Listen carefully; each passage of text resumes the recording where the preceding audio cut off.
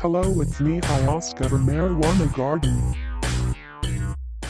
Mysterious travelers from parallel world. The Man from LAXARIA. A similar incident occurred in 1851, when a man calling himself Joseph Vorin was found wandering in the German village of Frankfurt-an-der Oder.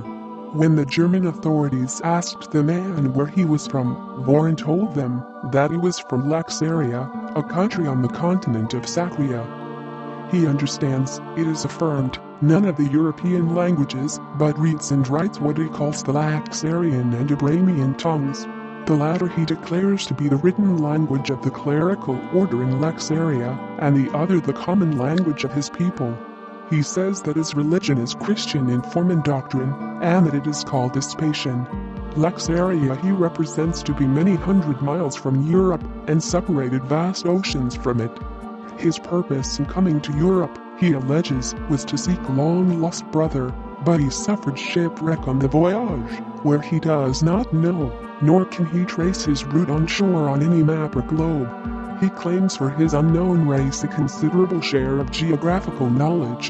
The 5 great compartments of the earth he calls Sakria, a flower, a star, Osler, and Upler. The sages of Frankfurt-an-der Oder, after much examination of the tale and its bearer, have come to the conclusion that it is true.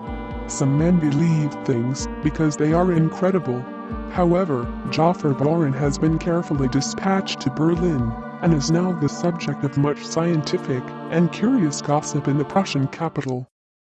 The man from Lizbia. In 1905, a young man who was arrested in Paris for stealing a loaf was found to speak an unknown language, and after a lengthy interrogation session, the man managed to convey that he was from a place called Lizbia. Thinking he meant Lisbon, the man was shown a map of Portugal, and a Portuguese interpreter was brought in to talk to the young offender, but it was soon established that the man was not from Lisbon. The language the youth spoke was not an invented babble either. It had all the consistent syntactical rules of a language similar to Esperanto. Eventually, the strange-speaking man was released, never to be seen again.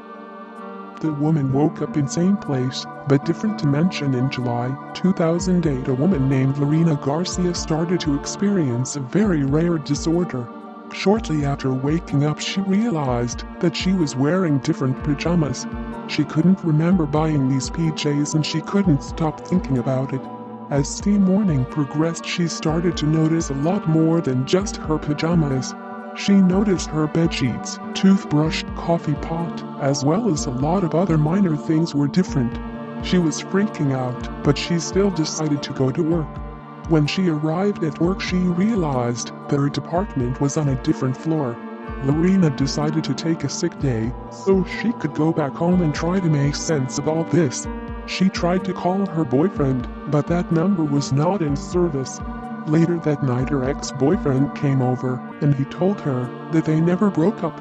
Lorena was in shock, and her first priority was to find her boyfriend. She even hired a private investigator, but it couldn't find no trace of him or his family. Over the years, Lorena had come to terms with this new reality, and most professionals believe that she suffers from some sort of memory disorder. But Lorena believes that she woke up in a different dimension. It's the only thing that makes sense to her. And Lorena is not the only one that suffers from this rare disorder. Throughout modern times, there have been quite a few documented cases very similar to Lorena Garcia's.